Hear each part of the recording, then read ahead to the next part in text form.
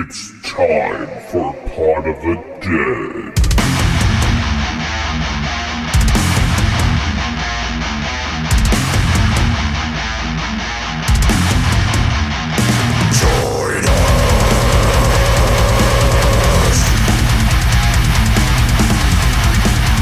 Been watched, we all can be heard. Nobody wants to. You tell me you don't want to hear me all the time, and now you can hear me, and it's a good thing. Get out. That's not true. All right. Hello and welcome to Pod of the Dead. I am your host Nicholas, and with me, as always, are the two ladies, Stephanie and Natasha. Hello. Hi guys. On today's episode, we are covering the 2013 occult horror film, Catholic propaganda horror film, The Conjuring. Before we really, I'm going to try and mix this up a little bit. Before we really talk about it and everything, Tasha, do you want to tell us what The Conjuring is? Like what this movie is about? Oh yeah. It's about paranormal investigators in the 1970s. Let me start over. I messed that sentence up. No, you just say it as it is. In 1970, paranormal investigator and demonologist Lorraine and Ed Warren are summoned to a home of Carolyn and Roger Perron. The Perrons and their 5 children have recently moved into a secluded farmhouse where the supernatural presence has made itself known. Though the manifestations are relatively benign at first, events soon escalate in horrifying fashion, especially after the Warrens discover the house's macabre history.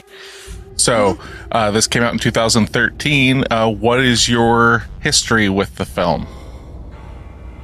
I knew of it, but I feel like of that time, there were so many different ghost story movies. I don't know if it was all within the same year or so, but like this, Insidious, Paranormal Activity, I feel like all of those came out around maybe the same time in my memory, and I really haven't seen any of them.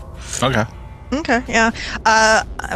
Kylie, our oldest, who's 20, she's obsessed with this series, and so I had never seen it. She's a really big horror buff, and she told me bits and pieces about it, so I knew kind of like with the Jane Doe movie that we watched, she kind of gave me little bits and pieces, but I had never seen it. I'd heard of it, obviously. It's out there, and a lot of people really like it, but I didn't have really high expectations. I just went in with it going, I don't know much about this movie, but I'm gonna watch it, I guess. So that was it. I'm 90% sure I saw this in theaters. There's something in my head that's like, no, I don't think I did, but something's telling me that I did. That's really helpful. I know, right? I might have kind of sort of watched it in the I don't theater. know. It's because I haven't watched this film since it came out. Like, it came out, and I've always kind of had a bad taste in my mouth a bit of this film. And then it got like wildly popular, and I never really understood it. So this was definitely a reevaluation of my tastes from 11 years ago to now. So that was kind of an interesting one for me, considering like my horror taste, like literally my horror taste 11 years ago and now are vastly different because, you watch so much of a certain style. You're like, okay, I've had my fill of that. And then you just move on to something else. Mm-hmm. So I will say I enjoyed this film more than I remember because I when we were getting ready to watch this and stuff, I was like, this film is gonna suck. Here we go. I was like, we're watching this. He's like, yeah, we're watching it, even though I don't really like it. And I was like, okay. I mean, I watch stuff all the time that I don't really care for. I know the feeling. Yeah. So it's one of those things where I was like, it's a really popular movie. I know a lot of people like it. I didn't want to cover it just to shit on it or anything like that. But it was like, it's kind of one of those films. Like, it's a newer, really, really popular film. Kind of get it out of the way in a sense, like, oh, we haven't covered anything like this popular. I mean, like, obviously we've done Alien and stuff like that, but like recent insanely popular film, I was like, yeah, let's do that. Yeah. So this film, like I said, came out in 2013. What do you guys think its budget was? A lot. $12 million. 22. Not a lot. Is that, I mean, depends on how much money you have in your savings account. The budget for this film was $20 million. Oh, I was close. Okay. Very close. Nicely done. So yeah, like one of the big things, like, okay, so this film was directed and written by James Wan. And James Wan is the guy that is responsible for bringing us the Saw franchise. He's responsible for the Insidious franchise. He's responsible for the Conjuring franchise. So, this is like his first big budgeted film. $20 million is actually a small budget when you think of like how the Hollywood machine makes films. So the reason James Wan is kind of like this golden goose and stuff in Hollywood for his stuff is what he's able to do with what little budget he is given. So on his $20 million budget for this film, what do you think the box office for The Conjuring was? A lot, because this was so popular. So I'm gonna I'm gonna go with we're just gonna 200 million. 200 mil? What you got, Tasha? 147. $319.5 million. Wow. Oh, So, Lordy, that's good for a horror movie for sure, considering we've had some not so good ones. So that explains to you like why it's a wildly popular film. Like this film was made for $20 million. Yeah. And like, I mean, there's obviously films like the Blair Witch Project, which is, or what is Blair Witch Project or Paranormal Activity? I can't remember which one. Like, basically was made for like $10,000 or $15,000 and has made like hundreds of millions of dollars. So obviously that's not going to happen because those are extremely independent films. But this one, like, it's insane to like trying to think of horror at that time. I was kind of like, so what was in the water for 2013 in horror and stuff like that? And I did not realize how insanely like stacked the fucking 2013 was. Okay. So we obviously know The Conjuring comes out, right? Same year, Insidious Chapter 2 comes out. Oh, so they're back to back. Yep, and he made both of those films. Those were also the two highest grossing horror films of the year. So he had number 1 and number 2. Okay. Wow. You've also got films like The Purge. The first Purge came out that year. Okay. The Evil Dead remake. The Carrie remake. The Last Exorcism Part 2. Texas Chainsaw Massacre 3D. Rob Zombie's film The Lords of Salem. Like, there was like a lot coming out in 2013. Whether you like them or you don't, that's not the point of bringing this up. It's just that horror was coming. Like, this is like another resurgence. It's kind of like you had the early 2000s with all like the quote unquote torture porn kind of stuff, and then you had like a little bit of a lull, and it was like 2012 2013 it ramps back up. And both of those eras are like, the torture porn era is like when James Wan came out with Saw, and then now you've got this. So like, that's the thing, is like in the 21st century, I'm not a huge James Wan fan. Like, there are specific reasons that I don't really care for his movies and stuff like that. But it 100% makes sense. Like, this dude's been directing films since like early 2000, and he's gotten to the point now where he directed the last 2 Aquaman films. So like, it's so wild to like see his trajectory through horror and stuff, and now getting into like the superhero game and stuff like that. So it's very, very interesting. But so let's see here. We also have what was coming out in 2013 that wasn't horror. So you can kind of get a little taste, because the top 10 films, The Conjuring did not make it. So we're in the Marvel verse again. So like, this is that time when we're gonna have a bunch of Marvel films. You've got a shit ton of Warner Brothers, Disney, Universal, Warner Brothers, Disney, Warner Brothers, Disney, Universal, Lionsgate, and then then Walt Disney. So like, it's literally, I'll start from the bottom up. The Hobbit, The Desolation of Smaug. Okay, that was decent. Oz the Great and Powerful, Fast and the Furious 6, Gravity, Monsters University, Man of Steel, fucking Frozen. I thought that was in my head. Despicable Me 2, The Hunger Games Catching Fire, and then the number 1 film for that year, as brought to us by thenumbers.com, was Iron Man 3. So like, it wasn't all the Marvel stuff. It wasn't like like a couple years later where they're just like, and we're putting 7 films out a year. But you also had Lord of the Rings universe. You had a bunch of like Pixar stuff. Like it's fucking stupid. That's a lot. When you look at the distributors and it's literally 3 companies outside of the Hunger Games is Lionsgate. Everything else is 3 companies. So that's crazy. Fucking ridiculous, because even The Conjuring is it's distributed by Warner Brothers. Mm-hmm. So like it's fucking, if you like realistically, if you look at the who distributed your top 5 horror films, it's basically Warner Brothers, Universal, and Sony. Like that's it. Like he just pop, pop, pop, pop, pop, pop. So, but yeah. So let's see here. The film was given an R rating by the MPAA, which I didn't remember this being R rated when like we watched it like the other night, because I don't remember like there's like no nudity in it. There's not a lot of cursing and stuff like that. Yeah.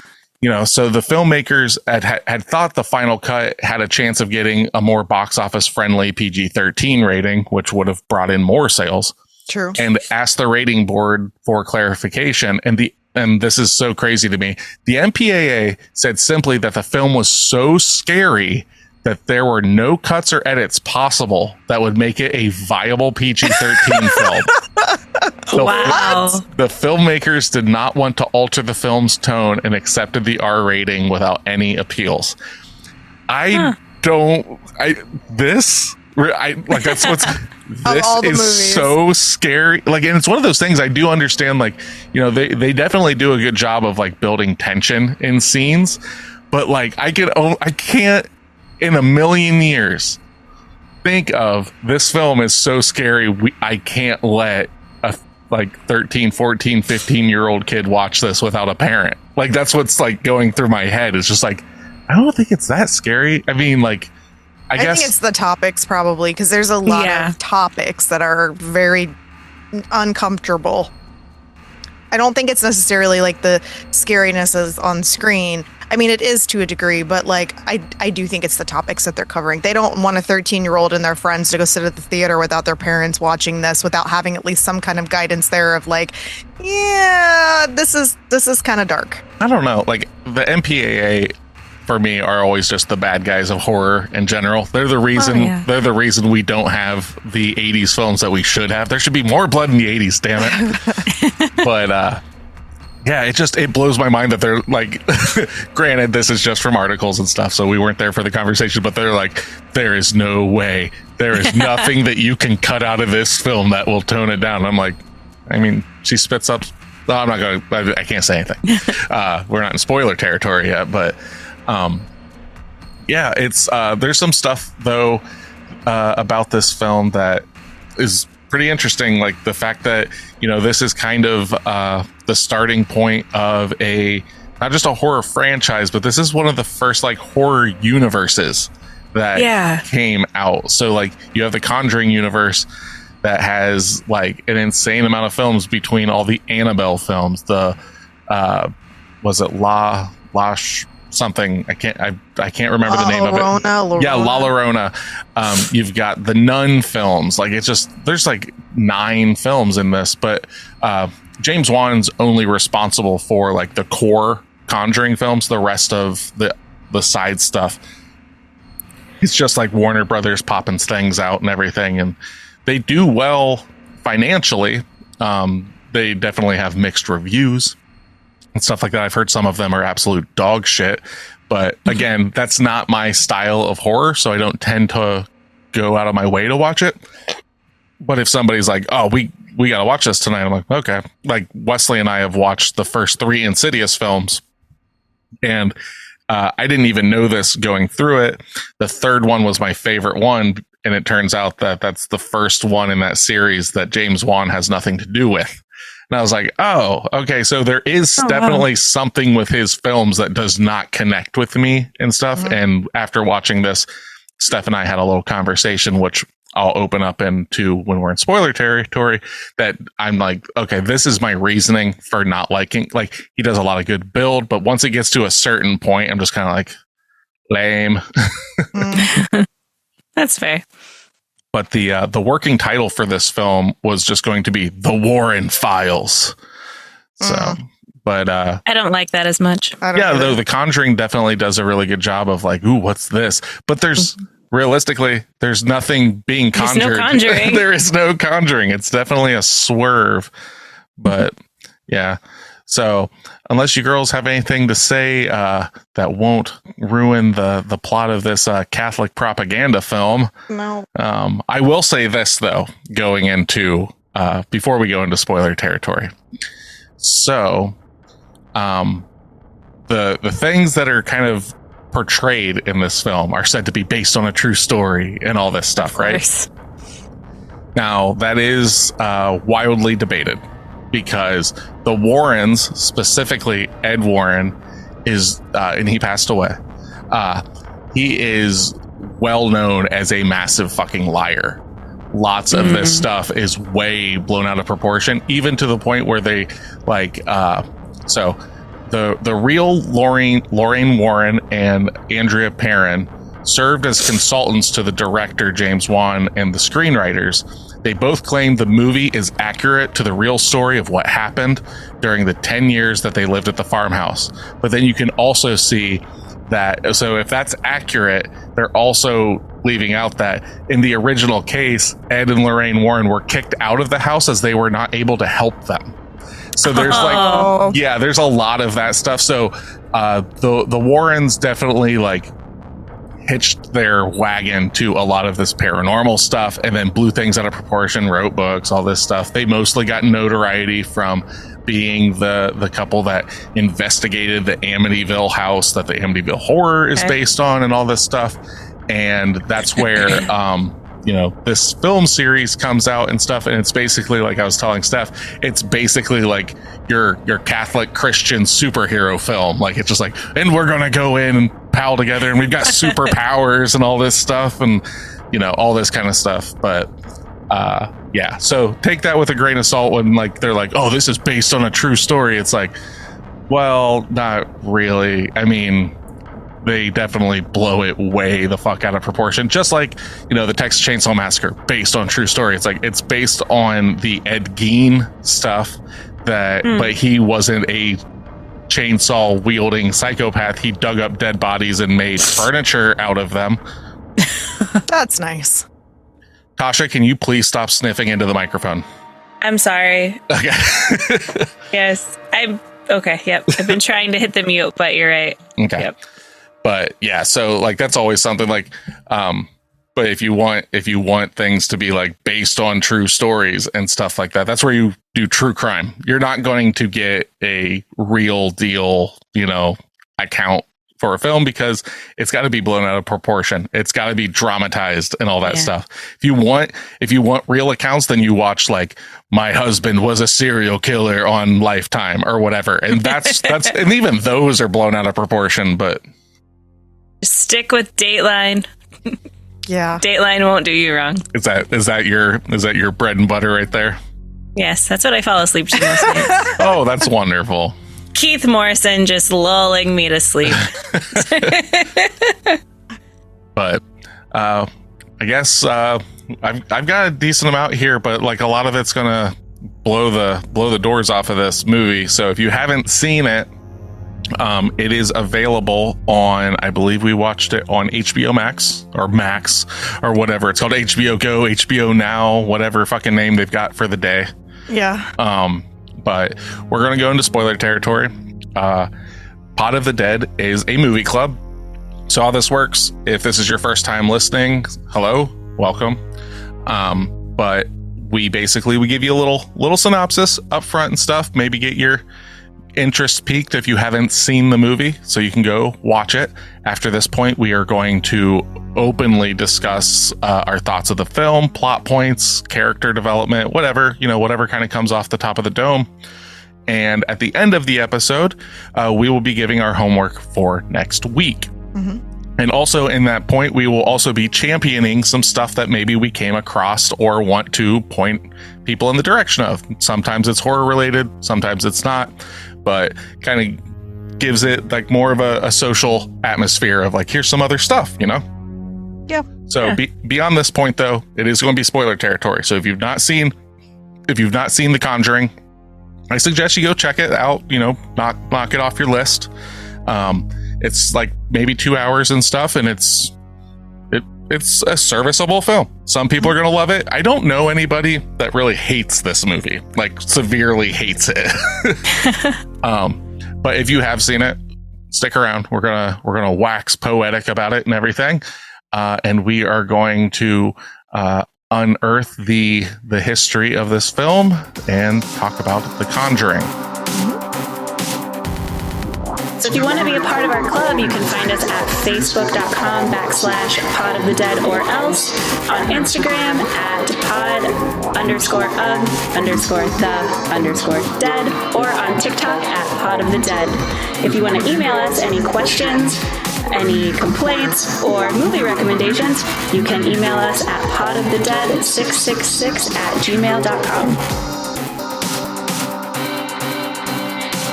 So, getting into that, let's see here. I basically try to think of what I think your girl's take is on it. And then I try to get which of these. So I'm going to say, let's get the 1 out of 10 out of the way first. Okay. It's only like a really long paragraph from what I gathered. Well, you got bullet points last week. Now I got to bring you down to earth and say, no. Apparently. I know. It's literally like another world's longest paragraph that people don't know how to break. You should have seen some of the reviews that I passed up. They were just miles long. I was just like, no, I can't even do that. That's and then there crazy. was like, I'll kind of just like read the first line, go to the middle, read like a sentence, go to the bottom, read a sentence. Okay. There were actually a lot of them that were on both ends of it that were like, I'm giving this a 10. We've had this before. I'm giving this a 10 because so many people give it a 1. And then so many people, I'm giving this a 1 because so many people gave it a 10. I'm just like, you fucking cellar dwellers. Stop it. I know. That's weird. Okay. At no point was this movie scary. Every moment was entirely predictable. Well, kind of, but not exactly. If a scary movie is not scary, then what is it besides a failure? That's not true, but okay. I think that's a fair, like, if the point of the film is to be scary and you miss on it, it doesn't mean it's a failure of a film. It means it's a failure of a film to me, right? So if you are sitting down to watch the film to be scared and it does not work, just like if you go to see a comedy and it doesn't make you laugh, it is a failure at what it's attempting. So I get that. I guess, but I don't hardly ever watch horror movies and get scared. So I guess that's not my intention of this watching is this them. Person's opinion. Yeah, like, this is they want to be scared out of their mind, and they're not getting that. So I can't remember the last film that actually scared me. Yeah, exactly. There are scenes that sit with me like that was fucked up, and I can't get it out of my mind. But I've never been like, woo. Yeah. Sure, it was written well enough, I suppose, would be the only positive to this movie. You will have to turn your brain off, though, which is what they were aiming for, to instill the fear of God in you when stupid moments happen, such as demons teleporting through metal. Oh yeah. I don't understand that at all. The necklace thing. Oh yeah. Okay. I am very certain after seeing this film that every exorcism movie is just an attempt to scare people into becoming religious. I don't think that's what I was saying is like Catholic propaganda. Like it literally, it goes, this stuff is real. If you like, because they even say in this movie, like, well, we can't help them because they're not Catholic. It definitely works in that sense of like, well, this shit's real. And if you want God to help you, you got to fucking be part of this party, and it's just like, that's how I've always looked at like exorcism films. So it's interesting that they come to that conclusion as well. The oh-so-subtle nuance, such as we're not what you would call a religious family, you might want to change that. And the end of the movie, I am not sure if anyone caught this, but there was a giant quote telling people to worship God and fear the devil. Not to mention the convenience that you cannot move out of a haunted house. You need a priest to bless it. I guess the Catholic Church never grew out of the Renaissance days. Well, no, obviously of focusing its... Okay, hold on. I guess the Catholic Church never grew out of the Renaissance days of forcing its need. Oh, but duh. That's all religion, but especially Catholics. Well, the whole like business model of religion is it gives you a problem, sin, and it also gives you the solution, salvation. And you pay money to get that. Yeah. If you think this review focused too much on religious part, then avoid this movie because they will shove it down your throat. Yep. It is I mean, I have never seen an exorcism movie that didn't have a whole big base around religion. I mean, that's what you should expect. Exorcism, that's what it is. Yeah, exorcism is the act in which a Catholic priest removes a demonic presence from a person. It is a specifically Catholic thing, the exorcism. So obviously, I mean, you're not going to see an exorcist film without the presence of the Catholic Church. It's the whole thing. It's basically like Catholic exploitation films. Like there's like nun-exploitation films like Immaculate and the new Omen film and all that stuff. But like this, like exorcism films are always going to end up at the point of a priest, or in this film, a pseudo priest, you know, somebody that is so devout and everything, battling for the soul of the righteous, you know, like that shit. Like it literally is in the construct of an exorcism film. I liked that this movie, though, instead of it being solely playing on like one person getting possessed, it's like the house, and it's almost like a ghost story too. Yeah. I think that was a neat little spin on it. Yeah, that is something that I like, that it's like, it's not just this one dark presence that's here. There's these other ghosts that are here that have been like, it's because of the dark presence and the things that it's done through history that these ghosts are now here. And it's a lot of that stuff I think is really cool. It's just we'll get into it a little bit later, but there's just certain things about the ghosts and stuff in his films that I'm not crazy about. All right, let's hear that 10 out of 10. All right. I'm an avid horror fan. Lately, I've been thinking there isn't much that can scare me, though Sinister got under my skin. I appreciate James Wan's films. I love Saw. Insidious was a damn good modern ghost story, but like all reviews have stated for it, the movie kind of loses its momentum in the final act. The Conjuring is better, scarier, and more intense than Insidious. I'm going to go out on a limb and say that it's one of the best horror movies in the last 5 or 10 years. It goes back to the classic rules of horror filmmaking. Never show the bad guy fully to your audience. Plus, the movie knows suspense. I tell you, I almost threw my water bottle at the screen from sheer terror once the scare finally happened. There was no fake jump scares. The movie earned an R rating without any blood, sex, or profanity. It's all from the terror that the movie builds upon. Not only is the movie scary, but as a film itself, it's almost a masterpiece. The script, acting, direction, style, tone, etc. were all simply top-notch. Wan's camera work here is by far his best out of any of his films. The choice to set the movie in the 70s was a stroke of genius, as it feels so authentic. I don't think it was a choice. It happened then. That's why it feels authentic. It feels so authentic. It feels so authentic and all the more real. If this story were set in the present, it simply wouldn't be as effective or scary. The 70s style filmmaking, costuming, and hairstyling are a great throwback to the likes of The Exorcist and Amityville Horror, also set in the 70s as based on a true story. Yeah. Though there are a few, quote, or parentheses, extremely minor flaws, such as length, repetitiveness, and a resolution that happens way too fast, I don't care. Every horror movie, or movie in general, has its flaws. There will never be a perfect horror movie. If there is one, I haven't seen it yet. But all I know is James Wan's The Conjuring is one of the best horror movies I've seen in a long time, and it's been a really long time that a movie has scared me this badly. 10 out of 10. Don't miss this one. It's an amazing theater viewing experience. Yeah. Okay. I can get behind that. Like, not that I'm giving it a 10, but like I understand like what they're talking about and stuff is like watching it and stuff, there are scenes like when she's looking under the bed or when the cop is looking out the back door and stuff like that, that like I'm not scared, but like the way that it builds those scenes and stuff and like the lack of sound and things, like this is a film that does a really it does tension amazingly. It does, because like I would just find myself going like it's gonna happen like, because I know, and then it just didn't happen, nothing happened, and then like so the bed scene, you know, like you're expecting something to be there and it's not. And then she like looks into the corner and there's nothing there, but she's losing her fucking mind about this thing that's there. And then like the door slam, all of that kind of stuff. Amazing. Like he is really good at that kind of stuff. Like I said, though, the way he makes his ghosts talk and just repeat lines and stuff like that, that shit is so fucking cheesy to me. And it instantly makes me go, But yeah, dude can fucking build like tension really well.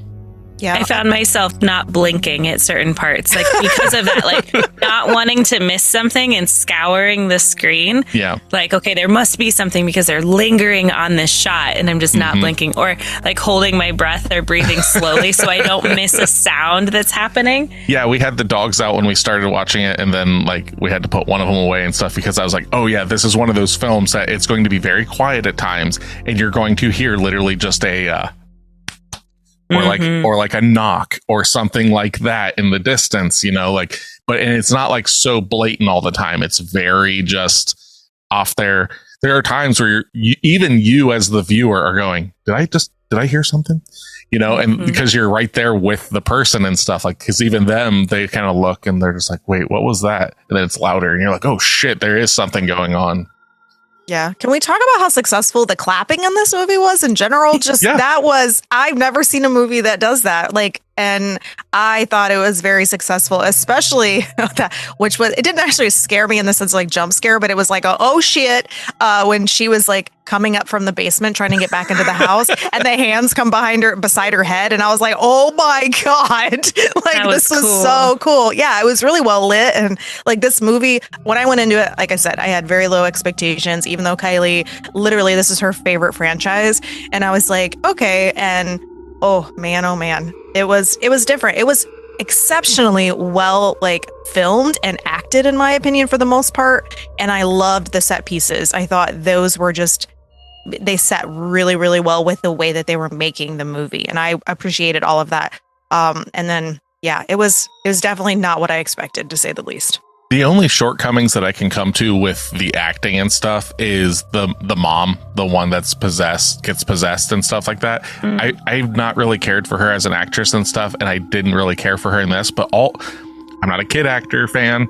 All the kids in this fucking film did so goddamn good. Yeah, they did. The woman who plays Lorraine Warren knocked it. She's the best actress in this knocked it movie. right out of the park. Yeah. Just basically fucking just burped up a goddamn whole can of pop.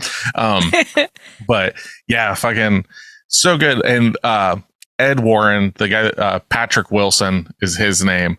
He's been in a fuck ton of James Wan films. He was in the Insidious films. He's in the Conjuring films. He's in both of the Aquaman films. He's kind of like his Johnny Depp if James Wan were fucking Tim Burton. Yeah, that's exactly what it feels like. Because I saw him and I was like, I remember him somewhere. And I was like, oh, he's an Aquaman. And Nick's like, yeah, the guy made Aquaman. I was like, oh, that makes sense now. Well, it was funny when I was selling this to Steph, like when we sat down and watched it, I was just like, okay, it's James Wan. He's the guy that made Saw. And she's like, ugh. And I was like, okay, well, maybe, like that movie. Maybe I can sell it to you a different way. He's the one that made Aquaman again. I'm just like, I don't know how to sell it to you then. Yeah, Aquaman was okay. That was a movie I went into and had really high expectations of, and I was just kind of like, it was okay. It was passable, but it wasn't a favorite. So, but yeah, this movie was, like I said, was really surprising. And the kid actors, some of these kids that were in this movie have gone on either prior to this or during, like after this, have been in a lot of different movies. Like I noticed the one girl, she was in like The Kissing Booth on Netflix, and then the other girl, Joey King, she's really, really good. That's who you're talking about. Is that, in The Kissing Booth. Yeah, because she's also in a new series called We Are the Lucky Ones. It's like it's set in like Nazi Germany, I think, but it's set like during World War II. And she did The Act. She was Gypsy Rose Blanchard, if you know that story. Oh, yeah. Okay. She plays her and is phenomenal. Okay. I feel bad because I just kind of glossed over her name. Vera Farmiga is who plays Lorraine Warren. She's been in like Bates Motel and stuff like that. She played, So I felt bad that I was just like, oh, I remember Patrick Wilson's name, but I didn't remember hers. But yeah, she does, like, she's literally the best actress in this film, in my opinion. Like, she fucking knocks it out of the park. Patrick Wilson's okay. Like, I've never been a massive fan of his. My favorite film that he's been in is Hard Candy, which has was it Elliot Page? Oh, okay. Back in the day, it's a child predator film, basically, and okay. he is the predator in it, and that's nice. And Elliot Page sets him up, and it's fucking great. It's super intense. It is dark, and it's one of those films like, hey guys, do you hate pedophiles? You know I do. You want to watch a pedophile end up hanging himself? Then watch this film. Oh my gosh. So, but that's like, that's where I know him from. And then seeing him in like a lot of this stuff, I'm just kind of like, I remember how good he was in that, even though he plays like a fucking creep. But yeah. Okay. Yeah. The girl who is banging her head on the wardrobe in it, she plays in the Twilight series. I don't know if I've seen her in anything else, but she plays Renesmee in that series. And I like that was a really cool additive too. It was like a lot of knocking and clapping in this movie, like a lot of little sounds like that, or doors slamming.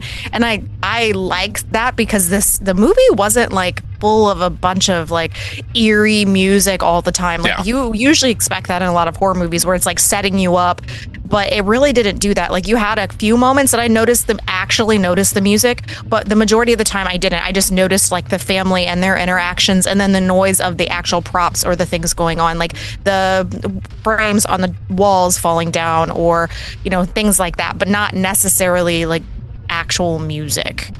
Yeah, because I think when the music does kick in, it's more in like the final act and stuff like that, and it breaks the tone for me. Okay. A bit, because like where it gets good in that final act is actually when they use the music almost in that area to like build it to then just drop it, and that when the music drops is in the scenes where like she's like tied to the fucking chair and she floats.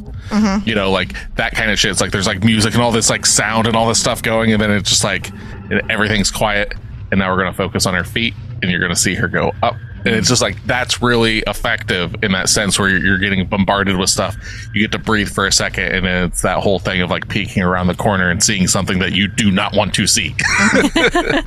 Yeah, there wasn't a lot of blood in this movie. Like that person, one of the reviewer said, it does have blood. It's only in that scene, really. So, yeah, where she spits it out into the sheet, which I think is super cool looking. Yeah, it was effective, and I liked that. And like everything was very intentional, like the light bulb even exploding, or different pieces of that. Like there were some stupid things that you could like foreshadow, like the gun being set up against something, and then you knew when she was playing the piano when she came down the stairs to look at their basement that was going to be a piece they were going to use later, just to let you know that this is what it sounds like, so when it plays again, this is what you're going to hear. But other than that, I don't think that took away from it. I found the most surprising thing, which I didn't expect, was that there's multiple entities in this.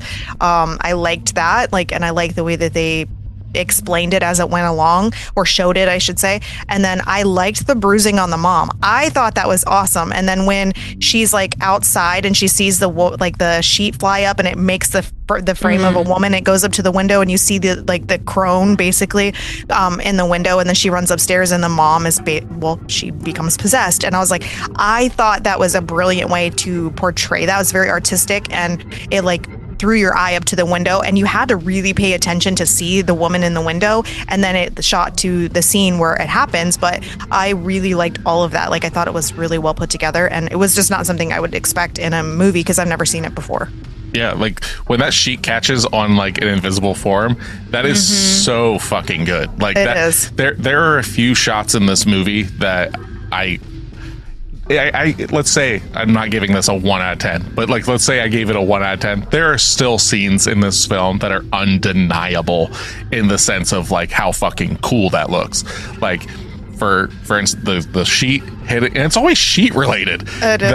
And then the idea of her being strapped to that chair, but also wrapped in that sheet, makes it so much scarier because you're seeing her form under the sheet and stuff, but you're actually not seeing her face. Because when it does tear and you see her eye and all that stuff, I think it kind of loses a bit.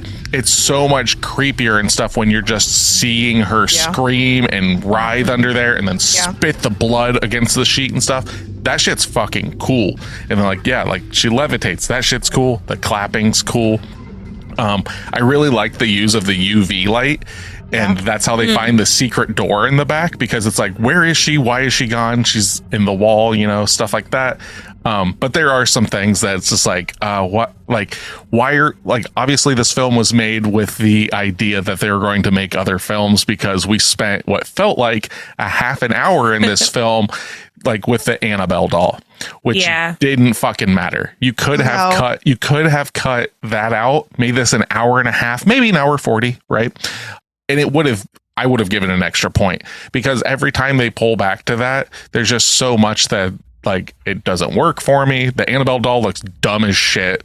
The Annabelle doll in real life is just a Raggedy Ann doll, and then they made this thing.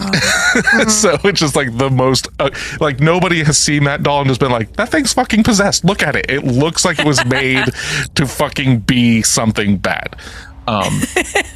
Where like I was really confused at the beginning of the movie because it was all the Annabelle story. Yeah. So I thought I was watching the wrong movie for a bit, because it doesn't connect at all.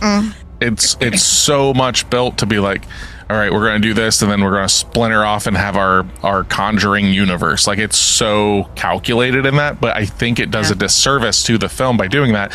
Not only that, the fact that the irresponsibility of these people to have all of this shit in the house while having a little girl live there. Right. I don't fucking don't you dare go in that. Don't go meet Satan in there. Yeah. It's just so fucking ridiculous. It was. Those are the things that definitely, like, that whole half hour of a film and stuff. It's like, I don't care about that. So like, even like when Lorraine Warren sees her daughter like under the water, it's like, oh no, something bad's happening. Cut that out. That shit doesn't matter. We don't need that shit. That's true. It's unnecessary. It's just to bring her daughter in as the plot point, but like there's no point in that. We don't care. Like, we're here for the house. We're not here for the daughter and your guys' house and your dynamic there. We don't care about that stuff. And realistically, nobody dies in this movie. Like, you don't get you get the dog and you get birds. Yeah, no person dies in this film, and they keep like adding more characters to put in peril, but nothing bad happens. Like, somebody gets like, his face fucked up a little bit and shit like that, but like nothing. Like, no, I mean, I don't mind that they didn't die, because like that was okay.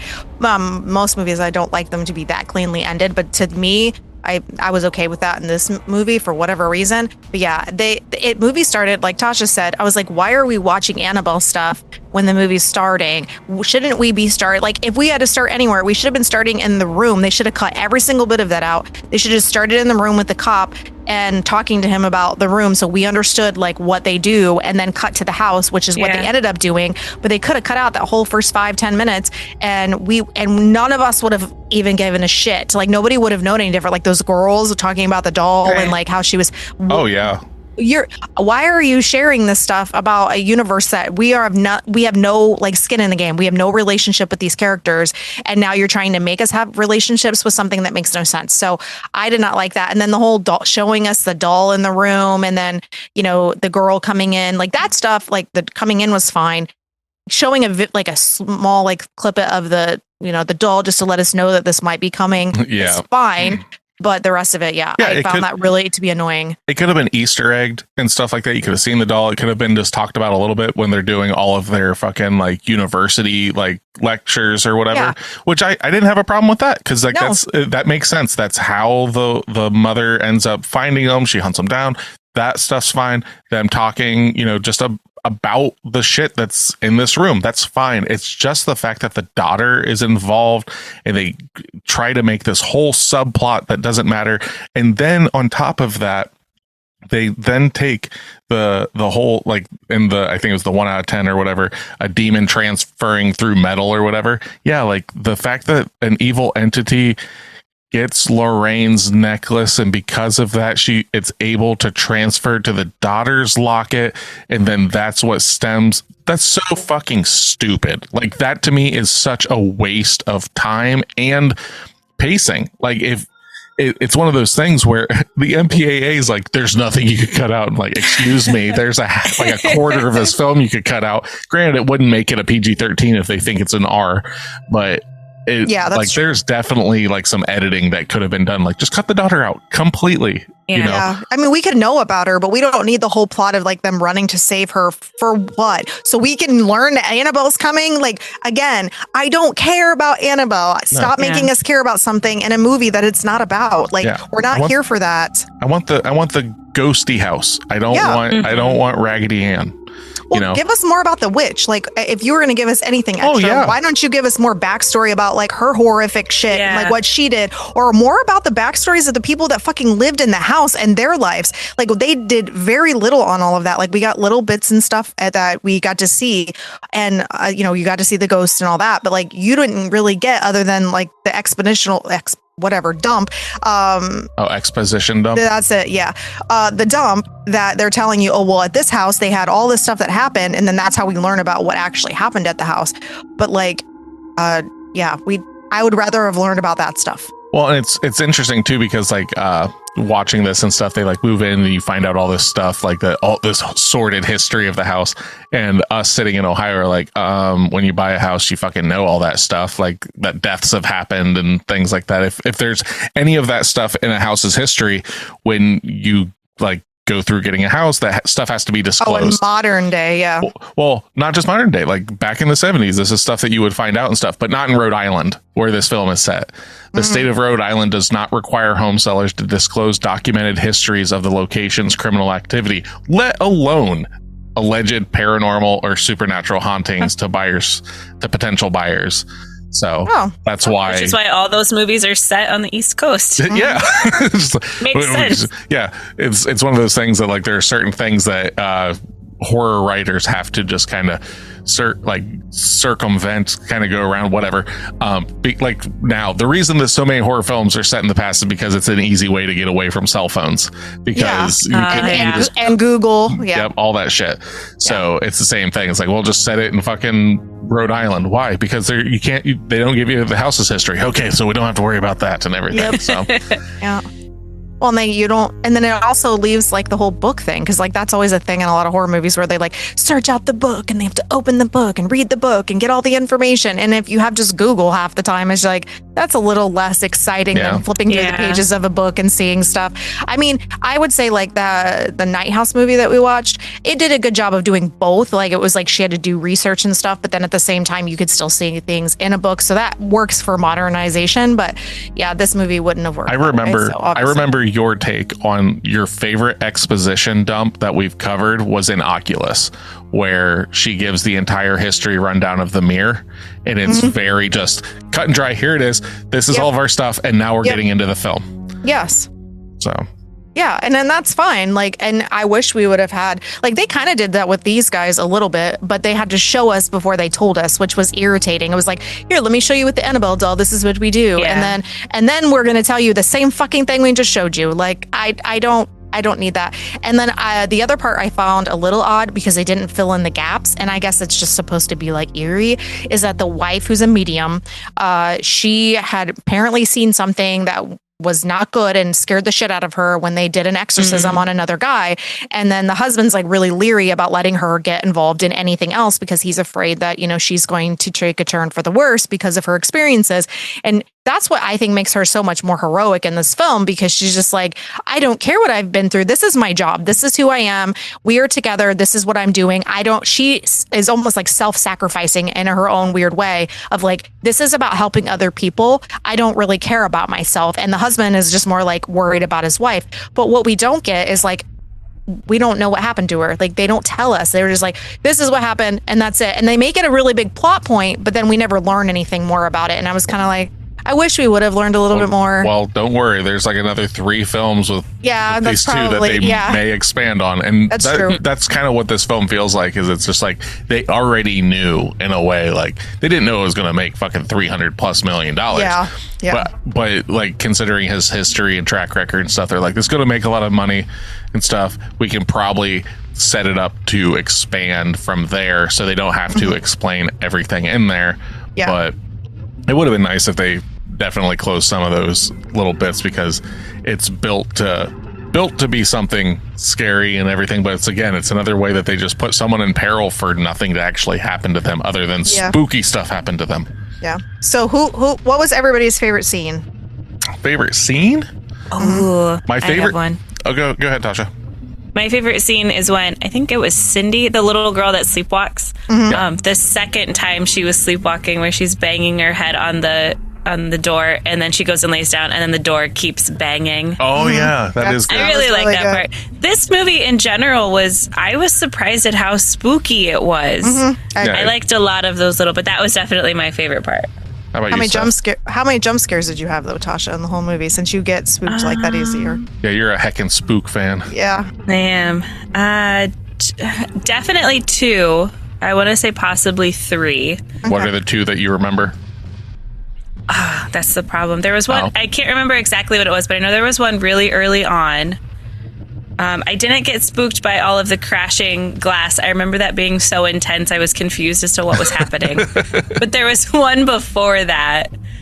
I can't remember exactly what they were, but I do know I got jumped and I giggled. I was like, oh, yes, here we go. This is good. But those long, drawn out, quiet scenes really lend themselves to jump scares because you're so immersed in it. Correct. You just get a little, ooh. And it doesn't have that like of music. It's just quiet. Right. Well, you're your tension is building, waiting for something to happen. And then when something doesn't happen, you're like, okay, I can breathe. But then when it does happen, you're like, oh, shit. So it does a really good job of that in this film. It doesn't hand it to you every single time, which I really appreciated. Oh, one of them was the witch or whoever on top of the wardrobe. When you first see her, that one spooks me. But then you see her, and then I was, it was just face, and then it was, okay, this is a bit much. And then, that took me out of it. So I'm with you, Nick, when it comes to if it was just a snippet and then gone, it would have been fine. Yeah, but seeing her and then pouncing, I didn't care for any of that. Yeah, that shit, that doesn't do it for me. Yeah. I like the scene where she's this was the one that was the most effective to me, I guess, where she goes into the wardrobe and after they open it up and she goes into that little room where the boy was hanging out and she's looking at the little toys and stuff and the floor falls out from underneath her and she falls all the way through the house. And I literally, Nick was laughing at me. I was like, oh shit. Yeah, you're like, holy fucking shit. And she it didn't jump scare me then, but then she gets down there and I was like, please don't let her die from this. And so she gets to the basement and her husband's trying to find her, which I thought was really sweet. And she gets down there and I was like, no, she's in the basement. This is the worst place ever. And so she's down there and she gets comes out and then she starts seeing the one sitting on the floor. She gets little visions of people that have been there. I really liked that. And then I actually had a jump scare when the person that hung themselves in the basement, their toes dropped down. I was like, oh, fuck. And I actually jumped from that. And it's very hard for me to do jump scares. And that literally was oh my God. Yeah, that scared me. And in that scene, it does a really good job too of the sound. You're just hearing the rope. Yeah. Just the creaking of a rope as it's twisting and stuff. And that's something that I really like with ghost films and stuff that we kind of had in Pulse, going back to our Pulse episode. If you haven't checked out that episode, it's in our catalog. Just the idea of a slow floating ghost, that shit is super creepy to me. The thing that's not creepy to me is a ghostly figure going, she made me do it. She made me do it. That shit instantly, I'm like, that's fucking lame. It's so hack to me. It's so much creepier to just see something in the distance staring at you or whatever. When they're opening up the mirror and she, the twirly mirror in the music box, you just see the little boy in the background. She looks, so there's nothing there. That shit works. That's great. But then James Wan just has this thing that he needs his ghosts to have a little bit of dialogue and stuff like that. And I don't like that. The only time it's ever worked for me when a ghost talks is The Sixth Sense. The only time it's ever fucking worked for me. I don't mind it if they're in with the lady in the basement, she turns her head and talks to her that. It wasn't a repetitive thing, but the girl in was it a dining room or a foyer or whatever, where the cop gets chased around by a maid lady who would that was weird. I was it's the same idea to me. She cut her wrists or whatever, and it's the same idea where they're just, they made me do it. I'm just fucking. It would be so much scarier if that whole scene happened, but the ghost didn't make a sound. It can pounce on the person, it can attack the person, whatever. Don't fucking talk. Like, it could make noises, and that would have been fine too. Talking humanizes it, and it removes the terror from me. Okay. Like, if it's just this entity or whatever, then it works more for me. Okay. But my favorite scene in the film is then instantly followed by my least favorite scene in the film. Okay. So my favorite scene in the film is the exorcism scene. The point where she's floating, when it floats. I think that is such a good job, because when it floats, it then also, or when she floats, the camera also then cuts to Patrick Wilson's face, and you can just see the, oh fuck, we are not in control of this situation at all. And then followed by my least favorite scene is the entire chase scene through the house, going after the daughter, and then the whole "you have to remember that day." That instantly drops a couple points in this movie. Like, the end of it, I fucking hate. I liked that part. I actually got teared up because I thought it was really sweet. The mom, I did not like the acting through most of, like, her acting was okay. I wasn't like super invested in it, but I did think she did a really good job being possessed. I mean, realistically, I liked that. I actually liked her better possessed than when she wasn't. I don't know, but like, I thought she did a really good job playing that part. And then when she came under, and then the lady stuck her hand through the ceiling to put her hand on her head to like tell her to fight or whatever. I was like, that's so sweet. I like that part. Even if it's cheesy, but it's like the Hallmark feeling of it. It's not like scary. It's like, oh, it's so sweet. It reminds me of the Never-Ending Story. Like, you have to say my name. It didn't fit the scene necessarily, but because I'm a cheese lover for that kind of stuff, I'm like, that's so sweet. Yeah, I got teary-eyed. But mine is just that tonal shift of like, where it's like the whole, like, you're talking about, like, I think that the exorcism scene in this film is like on par with the exorcism scene in The Exorcist. Like, it's really effective. Mm-hmm. And then to follow it up, like, so The Exorcist, the entity jumps into the priest, and the priest kills himself. Yeah. Sweet ass ending. This is like, you have to say my name. I'm just like, God damn it. It's like dropping the ball at the 1 yard line. Yeah. The ending was a little like, after you got through the exorcism part, like in terms of in the basement, it kind of does lull a little slower, and kind of like, you don't get that like really good payoff, like that satisfying payoff that I expected, I guess. But I still really liked the movie. Like, I liked it all as a whole. So I liked it a lot more than I thought, because I'll straight up tell you what I thought I was going to score the film with my previous memory. Okay. And I was like, I think this film's like a 4. Okay. Like, straight up. I was just like, in my head, I was like, I don't want to watch this again. Wow. Like, initially. Okay. Like, I was just like, because there were I think the thing that I remembered the most about it was the ending. Okay. Like, and a film dropping the ball at the 1 yard line, especially when it's a 2-hour film, it's just like, ugh. Okay. But there's so much in this film that I do like, that I definitely had to restructure my thought process and everything.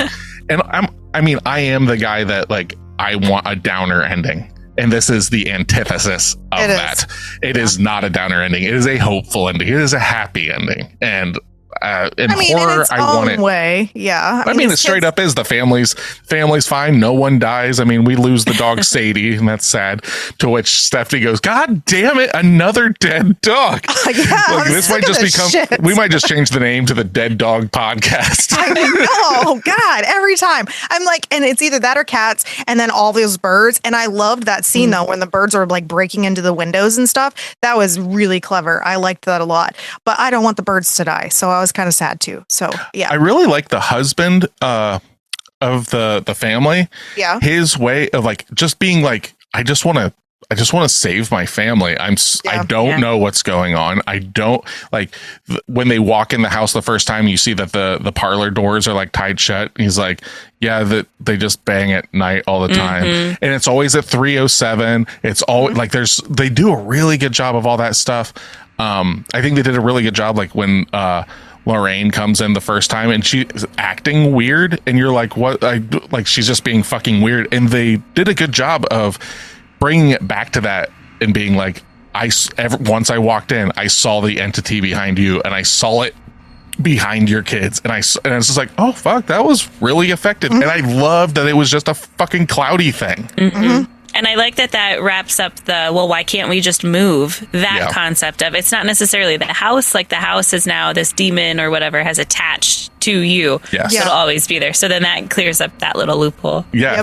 Yeah. Like, and I think they also did a really good job of why they didn't just run away, because he's like, who's going to take in a family of 7? Because they've got like 5 kids. Who's going to take in a family of 7? All of our money's wrapped up into this house.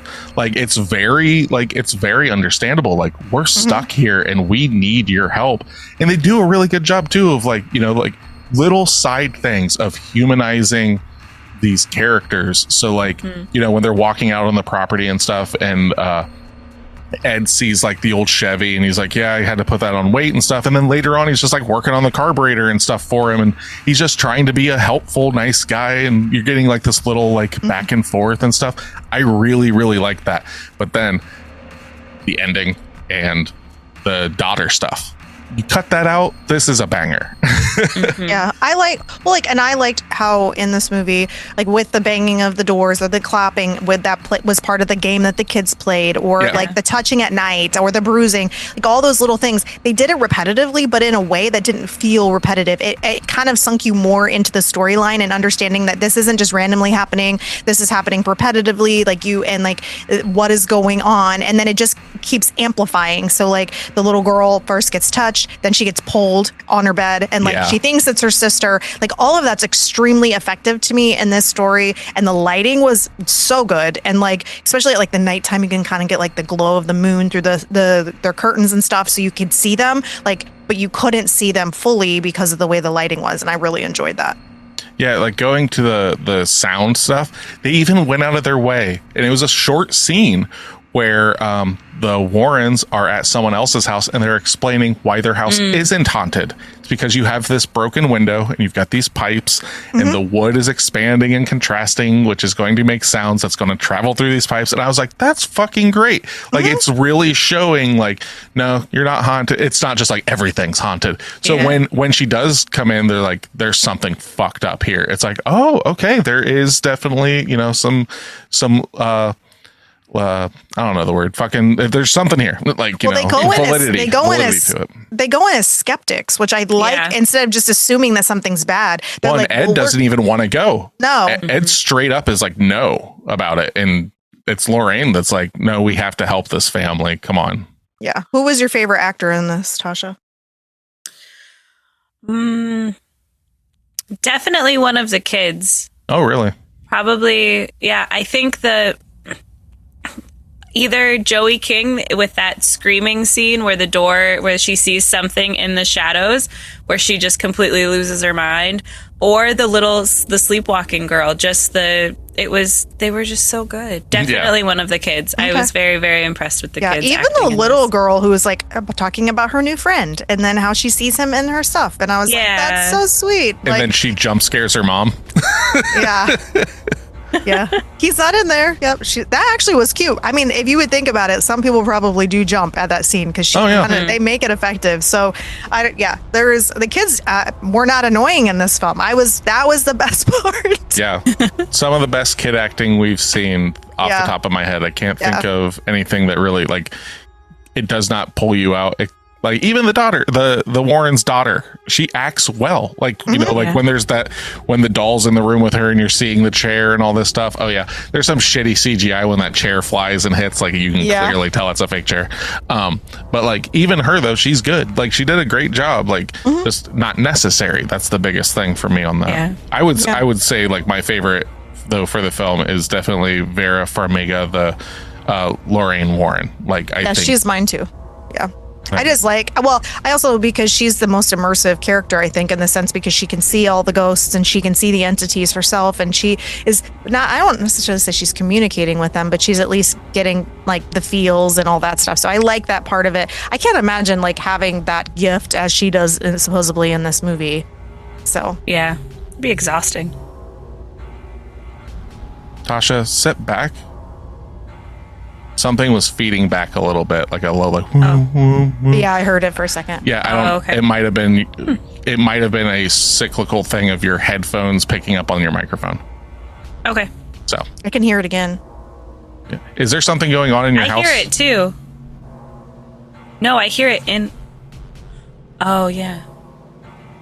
It's just something in the background. I don't know what it is, but there's something outside. I think somebody might be mowing. Okay, that's fine. Oh, okay. Well, if that's you, fine because It's something it's fine. I just want to make sure it If wasn't. you guys hear it, there's someone mowing. It's springtime. It is what it Okay, is. fine. No, I thought it was like a hoo Yeah, kind of me sound too. like coming through. All right, Yeah, the neighbors are mowing. It's okay. yeah, Yeah, whatever. I think that's All what right. it is. Yeah. we always have kids fucking falling through ceilings, dogs barking at invisible entities and mowing, and so it happens. and Fuck it. and spiders and Yeah. all that stuff. Me clearing my throat, getting over a cold. I Yeah. apologize. Yep. Yeah, you should apologize. These are This is rough. these are paying listeners. What's that? What? What's that? Oh, they don't pay? Oh, Yeah. never mind then. Fuck them. No, just kidding. Whoa. Okay. Shots fired. Yeah. Yeah. Okay. So, what are we rating this thing? All right. Let's see here. Since you posed the question, you fucking start it. No, because you're the one with the worst. You were the one that went into this with the 4. Well, because I'd seen it. I know. So What do you- okay. So like I said, I thought like my previous statement, that was how long ago? 11 years ago is when it came out. Oh my God. Yeah. Yeah. So it's You're been, the Leslie was born. yeah. So, and back then was not down with this film. Okay. Upon Were you more reevaluation, snooty back then? Like, was I were- more with- snooty? Yeah, with like, remember like the Tasha whole shaking like. her head. Yes. Yeah, Nick with was like way the more whole, snooty. the whole thing. You're like holding my nose in the air. This is your own proclamation, right? Where Uh-huh. you were like, "Fuck all these things if they don't have these things." You know what I Correct. mean? Yeah. I like to always add this kind of thing. It's not because it's popular. It's just that it's like so homogenized that it lacks any character. It's like so usually my problem. This though, was that during that time period that you were more like that? Do you think? I feel like every day that you see me, I'm getting better. So Okay. every single day you go back, it's worse. Okay. That's a really good way to put it. Yeah, he's improving. That's I good. consciously try to remove my head out of my ass when it comes to my opinion. Yes, I'm fully aware that the shit that I like is not for everybody and can be garbage to other people and stuff like that. But taking this for what it is, really thinking about like the acting, the directing, all that stuff. So we've got a 2-hour movie. I feel you could take a half hour completely out of the film. And Okay. I feel that it fumbles the ending. Okay. The tension though it builds, awesome. So I'll give some pros: tension, acting, directing. Set. Well, yeah, like the set direction and all that stuff. The downfalls, unnecessary length because of added bullshit for a universe. Ghosts talking. Never-ending story ending. Those kind of things definitely, knock it down and stuff.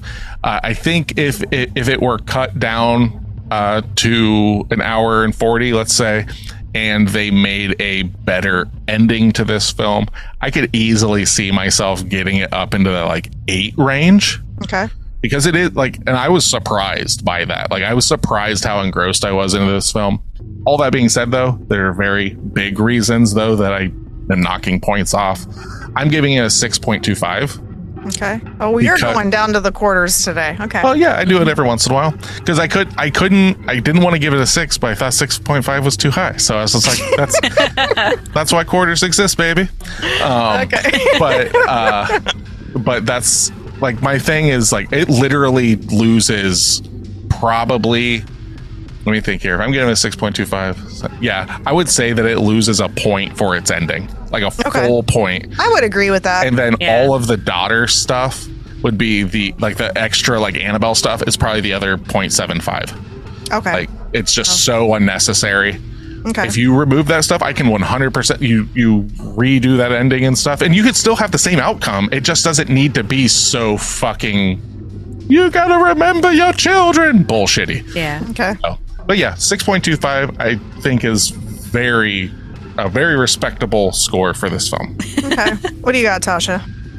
I really enjoy like new house movies. So like Amityville Horror, there's that in Oculus. The people moving into a house where you don't know the sordid history, I really enjoy. Okay. I liked the ghost aspect of it. I didn't care so much for the ending when it got into like the possession and the exorcism.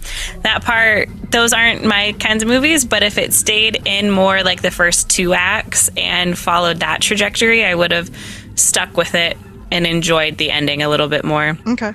But it didn't take away too much. It just kind of, the climax wasn't how I would have intended it, but I'm also not a film writer. Yeah. So, but I loved the acting. The kids, like I've already said, the kids were great. I loved the style of the, like you guys have all said, the lighting, the time period. I knew the dog was going to die as soon as the dog didn't want to come in the house. Like that was right there. I think you should always take a dog with you when you're looking at old houses. It seems to make the most sense. If they don't go in, you don't want to live there. To use them as a sacrifice? Is that what you're saying? No. Leave the dog. I'm out of here.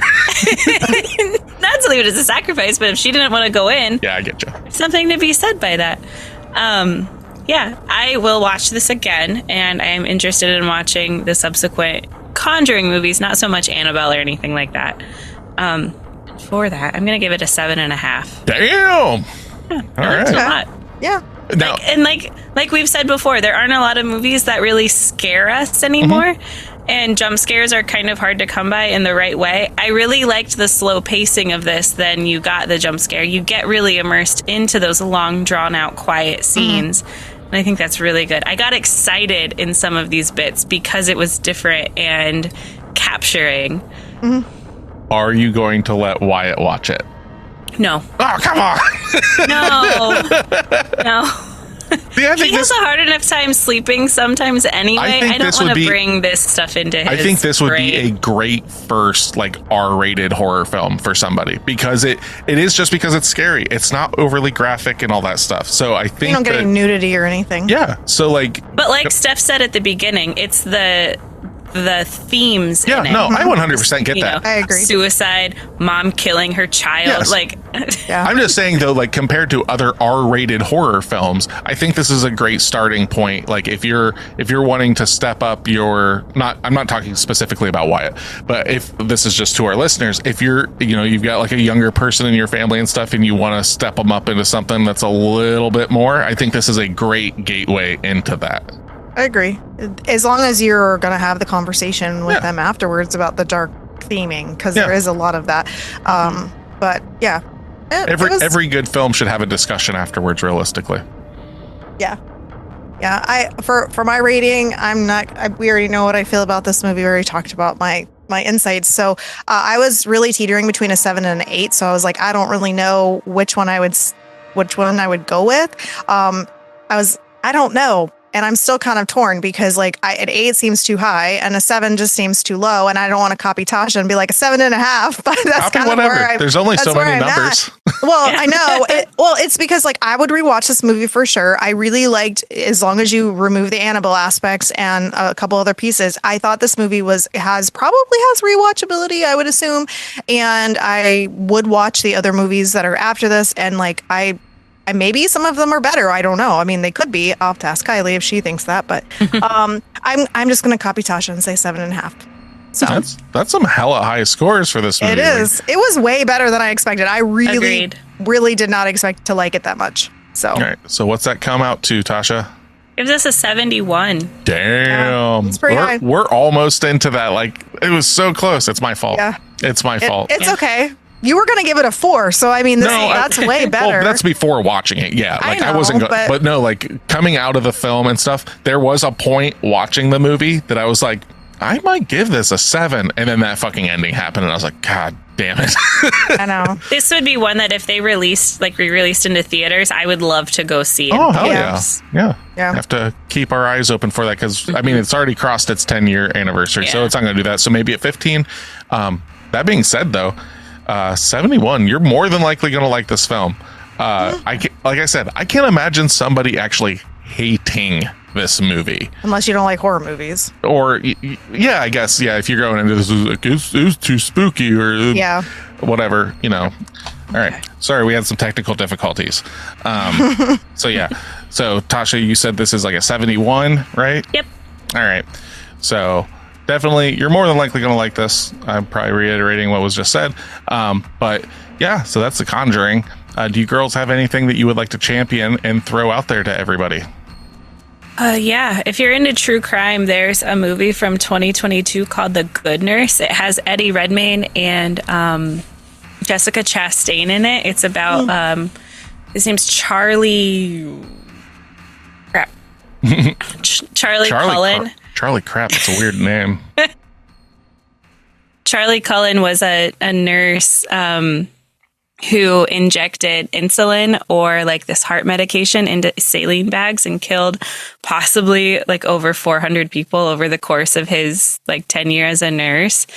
So there's a movie about it called The Good Nurse. And then there's also a documentary on the same story called Catching the Killer Nurse, I think is what it's called. Okay. So I just recently watched that, and it's a pretty interesting story, but the movie's really good. Okay. Right on. Yeah. What do you got, honey? The thing that I saw this week that was I'll champion a bit is Wesley and I watched the new horror film Late Night with the Devil. It was in theaters for a little bit, and then it just jumped on Shudder Friday night, and that's when we watched it because we double featured The Conjuring and this. It's not a bad film. I really like the set piece that it's set on and everything. Basically, it's about a fledgling late night show that's trying to get its ratings up, and they bring on a person that is supposedly possessed by the devil or some sort of demonic entity, and shit goes completely sideways. It's set in the 70s. It's even basically set up that it's like, this is the episode that didn't get to air, plus some backs. It's kind of found footage, but not. So it's basically like the episode that would have been aired live and everything. So when it's doing that, it's in the box like 4:3 old school, like square frame. So you get the black bars, and then anytime you're getting backstage stuff, it's black and white full screen and everything. So it's really interesting to watch that kind of back and forth, because like when it goes to commercial break, then you're getting the backstage stuff and everything, and it's like, all right, we're back on the air in 4, 3, 2, and then it's back onto the show and everything. And like, it's really interesting. I think it's really cool. I think it's like an hour and a half. It's been kind of hyped up and stuff around. If you're looking for something new and a little kind of on par, not par, but on the same wavelength, this was a good double feature, like, because they are both kind of possession films and everything. So yeah, it's got David Dastmalchian in it, who was in The Boogeyman, and he also plays like, what is it, like the polka dot man in the Suicide Squad film that came out a few years back. But he does a really good job. He's the host, the late night host, and they do a really good job of like playing up that kind of like late 70s. He's in a battle against Carson and stuff, like Johnny Carson and all that. So it's not bad. Okay. Yeah, so definitely, if you get a chance, check that out. It's on Shudder. It'll probably get a wider release later on, but that's where you can watch it right now. Okay. I'm not gonna have a movie today. I was like, this has been a short week. We've had a lot of stuff going on, so I didn't have anything great, but I'm going to champion Marvel Snap. What is Marvel Snap? Yeah, so Marvel Snap is a game that you can download on your phone. It's free, and then unless you want to pay to have like the extra features every month, which Nick and I usually do. Yeah, we usually end up. Yeah. It's funny that you're like, it's free. Right. I'm like, to some people, not to us. We pay $10. So I actually like that the way they set it up though. But Marvel Snap is a game. Basically, you have all your favorite Marvel characters. They have different, specific like on reveal type things for like attacking the other person. It's almost like what did you just call it? Like, it's almost like Magic, but not. Yeah, it's like a Magic the Gathering kind of game where you have energy that allows you to pay for cards to come out to do things. Yeah, and then there's like ongoing cards that you always get to use that, and each of your cards cost different, and they have different values, and you just basically have to win by points on each, and you get 3 little areas. And we got, I guess the game's only been out like a year and a half maybe, Yeah. and we've been on the bandwagon almost since the very beginning. Yeah. And we play pretty regular. Like, I think we were both laying in bed last night, and Nick's like, "Son of a bitch!" And he's like, "Like, this is a regular occurrence in our house." And I was like, "What happened?" "Oh, I thought I was gonna win, and I'm trying to get to 90 because you go up like levels and stuff, and you can get to 100, which neither one of us has ever got to 100 because it restarts every month, and we don't get that far. We get you get your asses handed to you, and then you get to roll back. But they've added a lot of really cool features, and you get a new card that you could possibly win every week, or purchase, like with tokens and whatever else they offer. But and it's usually themed based on what like new Marvel movies are going to come out. So if you had like when they were bringing out the new like Guardians movie, they had like new Guardians character type stuff, and like they usually do that pretty well. And it's been really fun. So we play this regularly. So instead of like watching movies and doing things I'm supposed to be doing, I'm playing Marvel Snap a lot. So I'm like, might as well champion the thing that we are consuming a lot of our time and then cussing at our phones pretty regularly. So yes, if you like that kind of stuff, you might like Marvel Snap. Yeah, it's kind of like if you've played Magic the Gathering or Hearthstone, which is made by Blizzard and stuff. They're both like collectible card games, but you like Marvel Comics, there it is. So yeah, I have one more thing that I'm excited about. Oh, what you got? It's springtime now, and that means the drive-in theaters are going to start opening up. Oh, hell yeah. That's true. And I'm very excited about that. I'm lucky enough to have 3 like within an hour of me, 2 much closer. Nice. So I plan on going quite often to the drive-in. Hell yeah. We're You have any around? Do that too. Yeah. We're actually going to go see a movie in about an hour after this podcast. We're going to go see the new Abigail movie. If you're not familiar with it, it's the one that's got like the little ballerina girl vampire movie. It's made by the guy. Yeah. It's made by the guys that did the last 2 Scream films. So Wesley wants to see it. I'm down to see any horror film that comes into the theater near us because I pay for my monthly thing. Steph will watch about any vampire film, so we're going to go do that. And then Sydney's just going to enjoy the quiet at home. Yeah. I was Nice. like, do you want to go? She's like, nah, I'm good. Okay. Yeah, she wants to have the house to herself, I'm sure. So But that's enough of that. Now, homework time for next week. We actually have another listener requested film. Okay. So this one comes from Doug. He emailed us and gave quite the list, which I've talked to him, and there's actually a few films that he requested that were already on the schedule for next month. So Doug's really going to like the month of May. Okay. But this one was not. I picked this one because, as far as I know, none of us have seen this film. So I never even heard of it. So it is called The Blackcoat's Daughter. So that is what we will be watching. I believe it is on Hulu currently. So hopefully. And HBO Max. Okay. Yep. Okay. So that's what we're going to be watching for next week. I have seen one other film of this guy's stuff. I can't remember his name off the top of my head, but he when we got this and I picked it to add to our list and everything from Doug, I was like, well, I've never seen anything this guy's done, so I'm going to watch one of his movies so I'm prepared for his kind of tone and stuff. And I ended up watching I Am the Pretty Thing That Lives in the House, I believe is what it's called, which is a ghost story movie. And it was actually pretty decent. So I am looking forward to seeing this. He also has a film coming out this summer, I believe. It's called Long Legs. It's just like a serial. Oh, that's the one. Okay. Yep. It's a serial killer film, and I think Nicolas Cage is in it. So I'm obviously down for that. But that's what we're going to be watching this week for our episode next week. So if you have not seen The Blackcoat's Daughter, like us, go ahead and watch it. Get it all ready. So when the episode drops on that Monday, you are ready and you can just go along with the ride with us and everything. But for Pod of the Dead, I am Nicholas. I'm Stephanie. And I'm Natasha. Come back and listen to us. Or else.